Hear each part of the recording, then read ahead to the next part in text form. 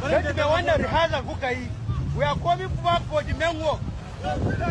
President Tinubu, you have to revise your policies.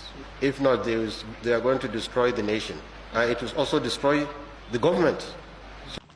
Controversial Islamic cleric Sheikh Ahmad Gumi has accused some Christian groups in Nigeria's Middle Belt of staging fake mass killings to fabricate a genocide narrative in a statement shared on his verified Facebook page.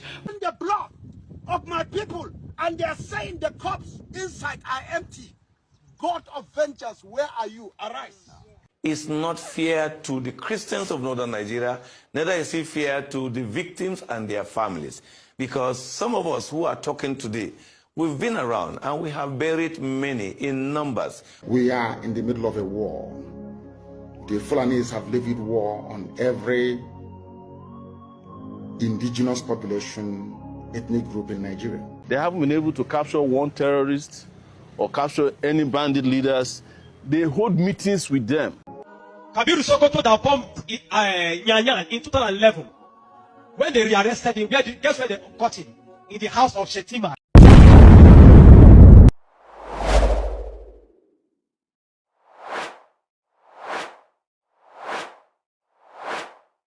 Welcome once again to Exclusive Media Hub.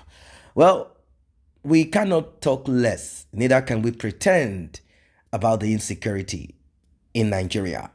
Sheikh Gumi, in his foolishness, obviously, we all know that he is a patron, and some have said he is simply like a go-between the terrorist and bandit. The government, they claim, had allowed him to be part of this so as to be like a bridge should there be a need for mediation, should there be a need for information, intel, something like that. That's what we heard. According to the president and former, I call him military dictator. That's what I call any military government. Obasanjo, he had advised Goodluck Ebele Jonathan then. He said, why don't you handle these guys with a stick and carrot? Stick and carrot. Offer them when they come, you hit them. Offer them when they come closer, you hit them. He gave an example of what he did in the Niger Delta region, in Bayelsa State and environs. He gave a lot of examples. But Gumi and Obasanjo, back in those days, would always meet. I do not know what they are meeting for. But what we know right now is that Sheikh Gumi is holding brief for the terrorists and bandits in the north of Nigeria. Although he will deny, he will tell you, it's a bandit, it's not a terrorist. In fact, the bandits, they chased away those that are into terrorism. And I'm kind of wondering, what is the difference between banditry, as we know, and terrorism? I think bandits terrorize people. Like and share, tap on the subscribe button. What you're about to see will blow your mind. Is negotiating amnesty. He claimed that the increase in violence is as a result of the Nigerian government attacking them. That's why they are furious. So don't attack them, so they will not be furious. So they will not unalive someone in Ondo State or go to a church in Ekiti, Kwara State, Anambra State. No, don't get them angry. These guys have never been inside of a 5-star hotel. And they've been living a life that is not really life. This is all they know. This is all they know. Let us watch.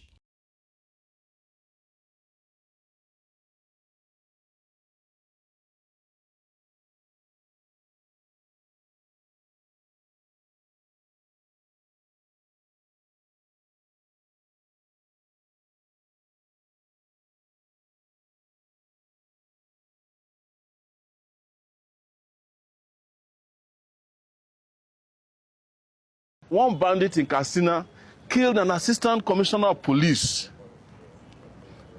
and put on his uniform to come for dialogue in Katsina. He did not even discard the uniform. After killing him, took his gun, he wore that uniform with the epaulets in place, with the rank in place, and came to Katsina for an open meeting in the uniform of an assistant commissioner of police that he murdered. And you say you have government in Nigeria. So that's why we call for a revolution. That was Omoyele Sowore. And now that's just a tip of the iceberg. I don't know if you're shocked. Let us look at Islam. Let us look at Islamic cleric. Let us see what they have to say about Islam, the Quran, the verses, what Muhammad said. Let us check it out. And then we compare with the action of these individuals, aliens, vampires, who call themselves Muslims. Let us find out, is there something that correlates to the anarchy, act of evil, wickedness that we all are experiencing? When Muslims go and conquer the adjacent country, what do? We kill them all? No. The Prophet says, the first thing you do is call them to Islam. If they accept it, leave them. Khalas, they're Muslims, we go. If they refuse, then tell them to pay taxation, jizya. If they refuse, then we have to fight. And if we fight you, then we capture you, you become our slaves, and we take your land, and you take where, because you refuse, I give you two good options. Muslims' companions left Mecca to go to a land that had no Muslims. We are in this country purely for the sake of Allah. What is our role now? Let me just quote for you an ayah of the Quran. Allah is saying, do not obey the disbelievers. Don't yield to them. And then He gives us the process of what to do next. وَجَاهِدْهُمْ بِهِ جِهَادًا كَبِيرًا. And so make jihad against them. What is your duty as a member of the ummah? Now our physical jihad duty to fight the entire earth until we enter it into the ummah. The future is ours. America will be a Muslim country. Russia will be a Muslim country. Islam will enter every house. We have to be a part of that change. And never, ever apologize. We're unapologetic. Never. Now it's getting through Congress. So before it was by the sword. Now it's getting themselves into parliament. And then making laws that act as the sword. The Islamophobia law in Canada, M103. Yeah. Muslim Brotherhood. I find that there are only two things which are open to our movements. Ballot or bullet, nothing in between. I used to say that democracy is haram. Now I say participation in democracy is our jihad. That's our jihad. We're going to fight not through the bullets but the ballot. Going to the ballot and voting is now an obligatory action, fard ayn. And it is a jihad that is now needs to be done because this is our modern jihad. You can elect a person who wants is that in the past election, just this last election, there have been over 800 Muslim candidates running for office. We may end up with about 50 members of Congress in the next 6 years. That's really the essence of dismantling the system of injustice, is to replace it with the people who represent the Prophet ﷺ. This reminds me of Mazi Nnamdi Kanu. We are going to listen to him. He talked at length back then about the menace of the Fulani, the aliens, the vampires who have invaded the south of Nigeria. He called the reasoning of political officers, appointees. He called them all. Do not allow this menace take over us. Let us do something. Let us wake up. Although he has been sentenced on the same charge, terrorism, inciting terrorism, well, many have different lenses of looking at this. Yes, it is true that certain things happen, terrible things happen. We cannot forget what happened in Olu. The two military officers, they are Igbos. They were unalived, according to the report by Eastern Security Network. And they say the order came from Mazi Nnamdi Kanu. How true these things are? Well, the truth will be demystified very soon. Let us watch what Nnamdi Kanu has to say, and we will be talking more. It's about to get really, really dirty. Really dirty. They have turned their attention to the West. They are forcibly occupying their land and telling them that they cannot do anything about it. A whole presidency in a country openly and brazenly supporting terrorists. All of you watching and listening all over the world, you know that Miyetti Allah is a terrorist organization. You know that. They have killed. They have said that Benue State is theirs for the taking as a spoil of war. All of you are aware of it. You know what they are doing. Anywhere you have Fulani headsmen, terrorists for that matter, they tell you, oh, they are pastoralists. They are allowed to do their businesses in the forest. All of you are aware of it. But you kept quiet, hoping that somehow Tinubu will emerge as the president, or an Igbo man will come as the president, and your family will start enjoying. But in the meantime, you have no more farmlands, you have no more forests, you have nowhere you can call your own home.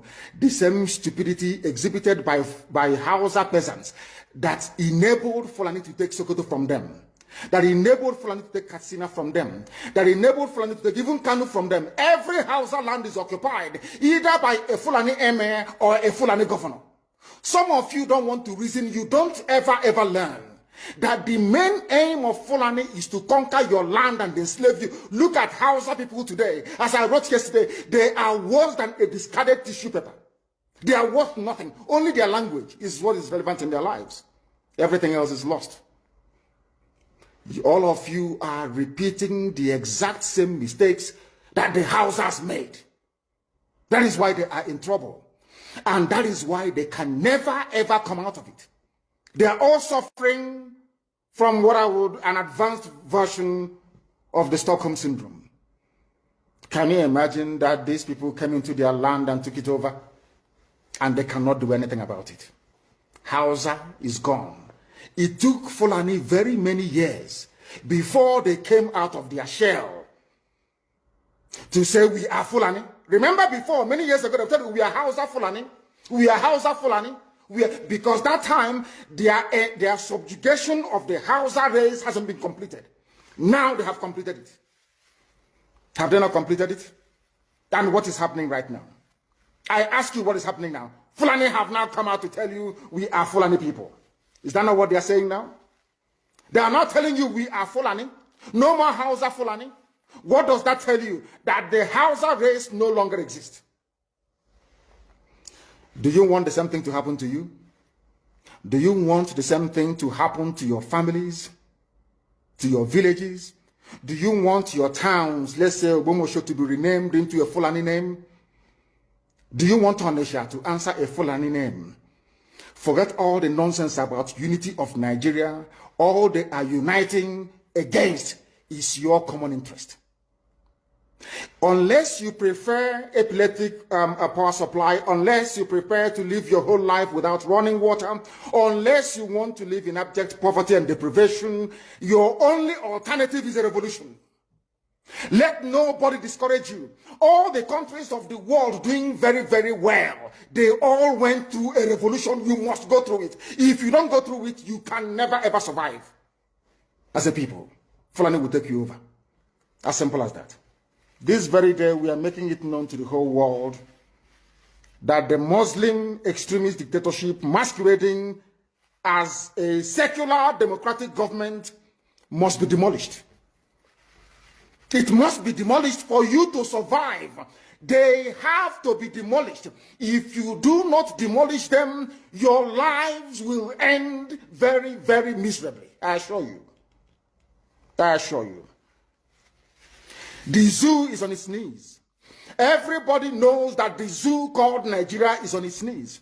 Who doesn't know that? Everybody knows. Nothing is functioning. You are all aware of it. When they say go and register for NIM or whatever, NIN or whatever rubbish is called, all of you trooped out. Without legislation, without any laws, Fulani can control you however they like. Once they announce it, Yoruba newspapers very foolishly and stupidly will support them because they want Tinubu as the president. And you are all dying every blessed day. You are all dying every day. Had you people risen up to say that what is happening in Nigeria is bad, there is no way that Fashoranti's daughter will not be alive today. That is the price you pay for duplicity. That is the price you pay for treachery. That is the price you will continue to pay until you rise up and say enough is enough. It is up to you to do it. You did it during NSAS. You can do it again. Can you imagine Fulani people telling you, if you remove Fulanis from Yoruba forest, Imagine Fulani telling you, if you remove them from your ancestral lands, there will be war, and you are panicking. And you have not asked yourself, why are they not saying the same thing about the East? Why did they not say to Eastern Security Network? Why did they not say to me, if you don't stop evacuating Fulani terrorists from the forest, there will be war? Because they know, they understand psychologically that you don't have what it takes to resist them. We will be checking out Sheikh Gumi. For those who do not know who this man is, he is one of the patron, grandmaster of bandits and terrorists in Nigeria. He once served as a military doctor, and he said those graves are not full of any human, not to talk of Christians. According to him, those graves are empty casket, buried, just to give that impression that Christians are being unalived. He said it is not true. According to him, he has done some digging, and according to him, his investigation shows and points that Muslims are being unalived. And according to him, his bandits are not terrorists. Not at all. In fact, he went on to say that they have some internal mechanism to push away terrorists, that they are just bandits. And the reason why these guys are bandits is because they've not been given a fair share of life in Nigeria, or fair share to life. Well, I want you guys to listen. Let us watch so that you can judge this for yourselves. He has warned Bola Ahmed Tinubu, change your policy. Do not allow the United States military come in. If they do, it will be worse. It will be worse. And also, tell your soldiers to relax. These guys are gentle. They are good people. Controversial Islamic cleric Sheikh Ahmad Gumi has accused some Christian groups in Nigeria's Middle Belt of staging fake mass killings to fabricate a genocide narrative. In a statement shared on his verified Facebook page, Gumi claimed that a doctor informed him that certain groups are burying empty coffins and recording the process as if real victims were killed to push the narrative of a Christian genocide. Gumi wrote on Facebook, a doctor wrote me, do you know that some Middle Belt Christian groups are now staging fake mass killings? They are burying empty coffins and recording the process as if real victims were killed just to push the narrative of a Christian genocide. This is desperation at its peak, a disgrace, manipulating information just to provoke hatred and international sympathy. Gumi further described the genocide allegations as part of what he called a well-orchestrated plan to attack Sharia law and fuel Islamophobia.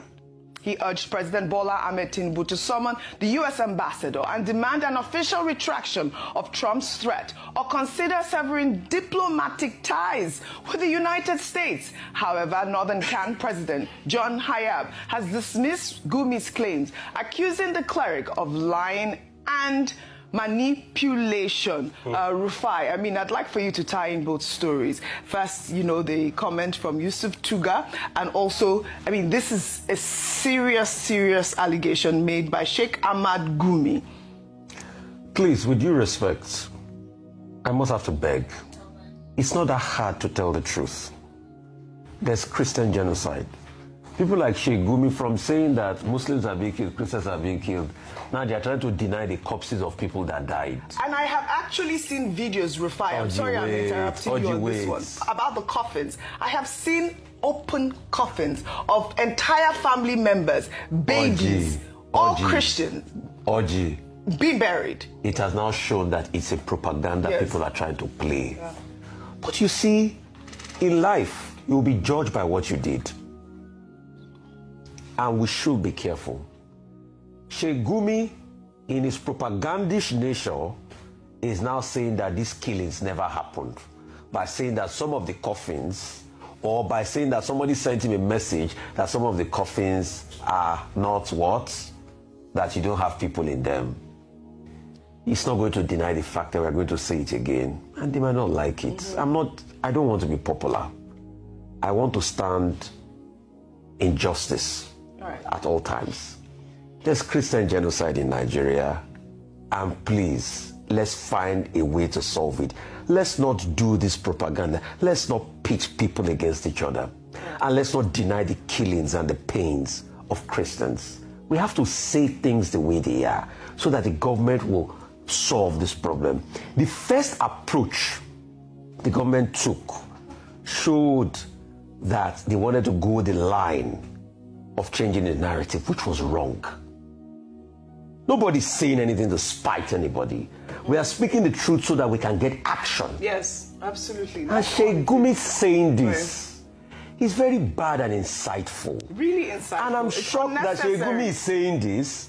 Nobody's talking back at him. Really? Government is not saying anything. We are just looking. All right. It's not fair. This is unfair, Dr. Bati, really unfair. I mean, I'd like to emphasize the point again that Professor Wole Soyinka made. You weren't here when we took the story where he talked about the fact that the people that are killing the Christians are Islamist extremists. They are not the regular Muslims, they are jihadists. And we have heard this over and over again. Unfortunately, I can't take your comment. I'd like to... This is one of the lady that was kidnapped in the bush, in the hospital, sorry. And they took her to the bush. They do what they can do with her. They release her. In the night, she escaped. And by God's grace, they just jam with the other girl coming back to the hospital. That's where the of my people, and they're saying the cops inside are empty. God of vengeance, where are you? Arise. Where are you? Arise. Where are you? Arise. These are not empty cross here. Cops. My people are inside this grave. Just keep quiet! Father! Are you alive? You are! The blood of people that have been left in this village. Can I consider what has been happening as genocide against Christians? And my straightforward answer is yes. Y-E-S, yes. Because these things have been there. But let me quickly put this picture. We have different groups and different people who view this differently. Number one, we have people who chose to deny that there is genocide. In their own thinking, there's no Christian persecution even in northern Nigeria. We have also those who deliberately chose to downplay this matter. In their own thinking, claims by Christians that they are being persecuted or they are being killed is just for them to get sympathy. We also have this group who deliberately also chose to misrepresent. Their own is to keep misrepresenting the entire conversation, framing it as it is just only farmers-herders conflict. Well, we know as victims that it is not. And then we have the last group, those who probably are sympathizers of the perpetrators or sympathizers of victims. So anytime you listen to this conversation, you have this thing going. But as I've said in many fora, that the truth about it is that anybody who comes out and say that there's no Christian genocide, there's no Christian persecution, is not fair. It's not fair to the Christians of northern Nigeria, neither is it fair to the victims and their families. Because some of us who are talking today, we've been around and we have buried many in numbers. We can give those numbers and those incidences with dates. Long even before Boko Haram came up. So the killings have always been there. To just fast-track it, you begin with issue of Sharia crisis in 2000. Over 2,000 people died, and we know what really happened. We buried them. In just 2 years after, the Miss World Beauty Pageant crisis came up, over 300 people were killed. We know what happened. We know the people we buried. I used to say this not for any reason, so that you don't think I'm telling you stories I read from books. I was part of the burial. I actually did the burial. So it's not a story. We knew what happened in 2006 about the Danish cartoon crisis. And then Boko Haram came up and further make it big. Kill our pastors, burnt our churches. The fact is that, like the Baptist church that I belong, many of our churches have to shut down completely in Maiduguri and in most of the part of the northeast due to Boko Haram. Boko Haram were not just targeting people, they were targeting Christians. They publicly came, and thank God, ISWAP and other terrorist organizations have saying it publicly that, look, they will not stop tormenting or they will not stop persecuting Christians. But when you ask me as a Christian, is it just about It goes beyond that. There are so many things we have faced. Banditry started under the watch of APC because they were the ones that brought them in. It was 1992-93 in Kaduna. A riot broke out which they call the Zango Kataf riot.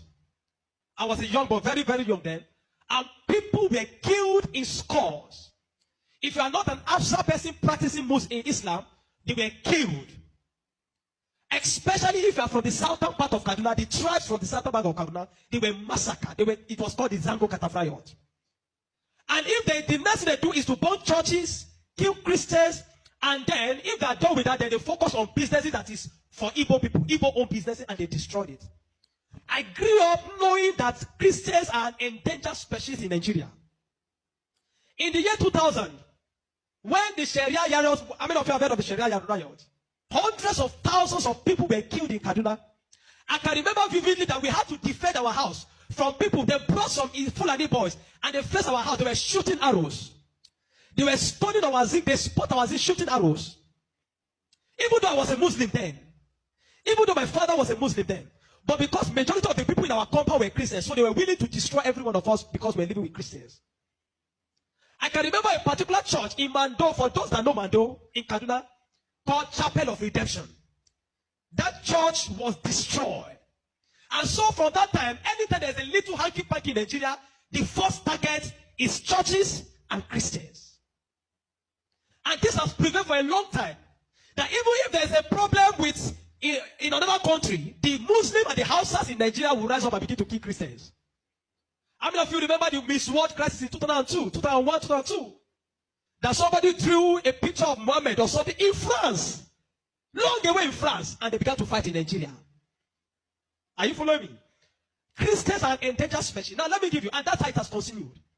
Scores have been killed, and they focus on regions where there is a mixture of both Christianity and Islam. If you look at states like Kaduna, states like Plateau State, states like Nasarawa, states like Taraba, states like Benue, states like Bauchi, states like Gombe, states like Borno. These are places where they focus on because they intend to eliminate every living Christian in that place. Anybody that debunks it is a total lie because I have grown and lived in the north. I've spent 80 to 80% of my life in the north, so I understand this thing. Several times, I cannot forget the Sharia riot. We were running for our lives. Even though we were Muslims, but we're still running because as far as you are not of that ethnic group, practicing what they practice, you are a victim. You can be burnt alive. Many of us saw human beings that were burnt alive, like roasted like yam. And it has been going on for a long time. The genocide against the Christian faith. Are you with me? Many years ago, in Kano State, a man was beheaded. And anything they talk about that he said blasphemy. And guess who was the person that led it? The man called Sanusi, Lamido Sanusi, was the one that led him on. And they beheaded him. They killed the Igbo man. They killed him and they put his head on the stake and they were using it to parade the city. You understand of a woman also that is an evangelist. Evangelist Eunice that was preaching about 2016 or 18 in Abuja. And they killed her. We cannot talk about a young girl called Deborah Samuel that was killed. I schooled in Jos, and for years, the people of Plateau have been massacred. Riot breaking out every single time. The world that the moment anything happens, the next people that are victims are Christians.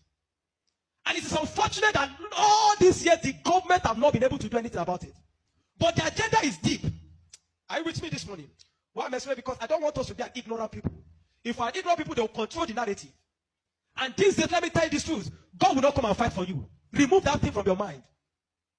If Christians don't rise up, pray from that to tomorrow. God is not coming to fight for you. Are you with me? Now, in the year 2009, Boko Haram started.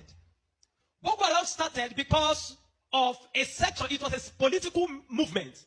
They created Boko Haram as a political talks to bring confusion into the government of Goodluck Jonathan, and to be able to, destroy any opposition, starting from Borno State, under the watch of a man called Kashim Shettima, which is now the vice president of Nigeria. Kashim Shettima and the other man, Ali Mohammed Sharif. These were the people that started the business of Boko Haram as a political talks to be able to oppose their opponents. But after a time, the ideology grew and they began to destroy. Now, it became a problem and they began to use it to destroy, bombing here and there. In 2009, 2010. As of 2010, a man led a meeting in Jos. Are you with me? He led a meeting that they were going to annihilate Christians within the locality of Plateau, Borno, Plateau, Bauchi, Kaduna, and Nasarawa. And he said they are going to perform jihad. They will bring jihad and they will go to Peter. If the Islamic leaders are not willing to lead them, he is ready to lead the movement. I have the minute of that meeting in my phone presently. Guess who is that person? Isa Pantami, that was the former Minister of Communication under Buhari's regime. And several times, these are people that are terrorist sympathizers. And that is why the Nigerian army has not been able to win the war against the terrorism. Because people have, the terrorists have infiltrated the Nigerian ranks, the army ranks, so they cannot win the war. That said, Osama bin Laden was a better Muslim than he is. It was sad when Osama bin Laden was killed. And I said it several times that Boko Haram should not be killed. He said they are their Muslim brothers. How do you win a war against terrorism? Where there are people high in government that are sympathizers to terrorism. How do you win that war? Now, there are 4 categories of insecurity or people that are causing insecurity. Number 1, you have Boko Haram. Number 2, you have bandits. Number 3, you have Fulani herdsmen. Now I'm going to show you how they are connected. Many people don't know. The Boko Haram and the Fulani herdsmen have one mission. The mission is simple: Islamize Nigeria. Come to a territory that are Christian dominated, kill everybody there, occupy their land. Go to Benue, look for a community, kill them there, occupy their land. That's always me. Boko Haram and the Fulani herdsmen. Have you noticed that Fulani herdsmen they don't kidnap, they kill? There's hardly a place you hear that Fulani herdsmen capture, that they say these are Fulani herdsmen. No, when they go, they kill. How do they kill? They kill with guns. You must now ask yourself, how does a Fulani man get AK-47? Do you know the cost of one AK-47? One AK-47 is over $1,000 something. Where will a Fulani man be able to obtain to be able to get one AK-47? Are you with me? And now, so you know that there are people that are sponsoring this movement. Then the Boko Haram and the Fulani men, they go about Christian-dominated areas. You will understand that when this terrorism started in Nigeria, that only people that were killed were Christian churches. You will not hear that they kill anyone. It is Christians and churches. I remember in Kaduna then that churches began to look for security men to guide their churches in every service day. Otherwise, you can be in church and the next is boom, everybody dies. And churches that don't have money to hire soldiers began to use some of their members. I was a member of the security team in my church in Deeper Life in Kaduna in 2010. Because we don't stay in the church. Once I come to the church in the morning, we stay outside, moving around patrolling, because anybody can come and drop anything. So when Boko Haram started, the majority of Muslims, the Hausa, Northern Muslims, the Hausa, they were happy. I know of people that were celebrating it. If you see them crying today, I'll tell you why. At the initial beginning of this thing, they were happy celebrating the killings of Christians. They said they are purging Nigeria of army. It was majorly on Christians and Christian-dominated areas. But when it comes to 2014, the man Buhari and APC that wanted to overthrow the government of Jonathan, by all means, decided to employ mercenaries from Niger, from Chad, from all those Fulani, from other African nations where they're Fulani, and they brought them into Nigeria. What was the goal? The goal was that if Jonathan does not concede defeat in the election, they were going to rain hell on Nigeria. Welcome back. That was a deep one. Deep one. Now, some might say, oh, you cannot substantiate all what you're saying. All of these things are just hearsay. It is not true. These are just narratives that were put out there that certain persons called on certain tribe or group or whatever come into Nigeria. Let us infiltrate. Well, regardless of what anyone wants to say, as it is written in the Quran, it is written in the Quran, and they cannot pretend about it. They've explained what Muhammad instructed them. It is written in Quran chapter 9, verse 29. It says, those who do not believe in Allah and the last day, even though they were given the scriptures, and who do not hold as unlawful that which Allah and his messenger have declared to be unlawful, and who do not follow the true religion fight against them until they pay tribute out of their hand and are utterly humbled. That's what the Quran says. If we proceed further, you will get to understand what that verse means. If you check Surah at Tawbah, Surah at Tawbah 29, it said, fight those who do not believe in Allah and the last day, nor comply with what Allah and His Messenger have forbidden. That's what he's saying. So when you see most of them engage in all of these atrocities, nowhere they picked it from. They picked it from the Quran 9:29. Fight those who do not believe in Allah and the last day. What does that mean? Fight those who do not believe in their God and the day of judgment of their God and the promise of virgins, nor comply with what Allah and His Messenger, that is Muhammad, have forbidden, such as pork and all of those things, nor embrace the religion of truth from among those who were given the scriptures until they pay the tax, willingly submitting, fully humble. So therefore, if they choose or refuse to pay tax, unalive them. So when you see bandits go into hamlets, villages, towns, farms in the north and unalive certain persons, know that they are simply following what Allah said to them. Allah told them, if they refuse, now these goons will look at the Quran verse and said, okay, these people believe in Allah and the last day, but they are not complying with what Allah and His Messenger have forbidden. They have given the police, intelligence agent, the army information about us. They have not embraced the religion of truth from among those who were given the scriptures. They are among those that were given the scriptures, but they have not embraced the religion of truth. They will begin to count out what they think you have not embraced. And the next thing is to unalive them. They have series of interpretation to this particular verse.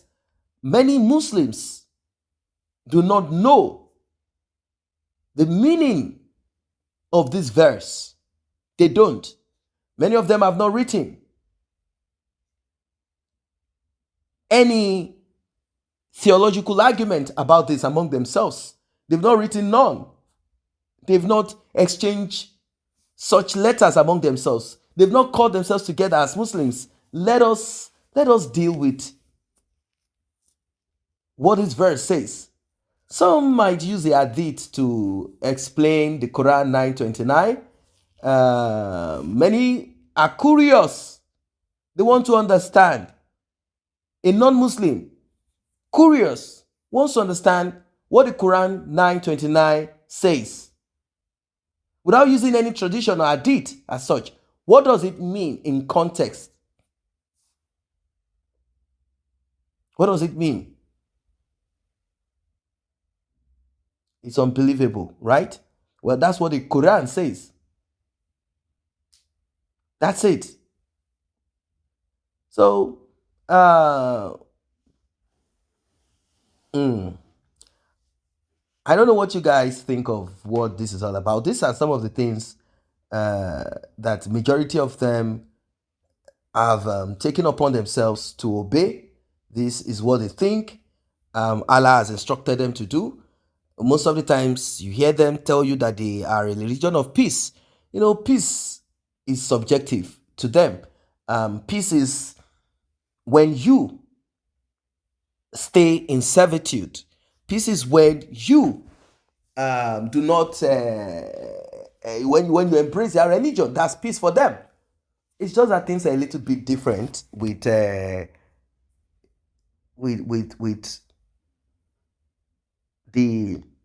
level of exposure civilization. That's why they do not like Western civilization. Western civilization, to them, is not as barbaric as how theirs is. They want Arabian Islamic civilization, the kind and type that gives you license through the Quran to unalive people. Why must I accept your own religion? Why don't I allow Allah to take preeminence? Why do not allow Allah to decide? That's the difference between the Christianity of today that we know, not some denomination like how the Roman Catholic are done in those years. I'm talking about Christianity as it is known today, as it is known right as I speak. I'm talking about that kind of Christianity. It is quite different from Islam. Majority will tell you, no, we don't do all of these things. All these guys are terrorists. If I preach, it means you are not following the Quran. If you're a Muslim, the Quran 9:29 says, preach, teach, come and evangelize Muhammad teachings and Allah. If that individual refuses, tell that individual, you have to pay me tax. And this is what some of them are practicing now. They do not want to kind of reflect over it like in those days when going to war was prevalent, just like how it was in the Bible. They do go to war against each other. That was life back in those days. They had internal wars, battles here and there. But now, are you going to interpret the same? They said yes, that there is something different. That they must, that is what the Quran says, that they must evangelize Islam. You must accept Islam. If you do not accept it, then you must go down by the sword. They will unalive you. You heard what they said? They said, rather than the physical sword, we are now getting into parliament, pushing our agenda to convert and make sure everybody turns to Allah. That is the command of Allah, that every human being on earth must, as a matter of necessity, become a Muslim. And once you become a Muslim, you go preach to someone, they refuse, you ask them to pay you tax. That's how they do it in the bandits do it in the north. Pay us tax. They take over a whole local government. Pay us tax. If you refuse to pay tax, we will unalive you. We cannot pretend that certain government officials, in fact, people have pointed to the guy who came up with SIM registration, taking your details. We've heard cases of people who were kidnapped.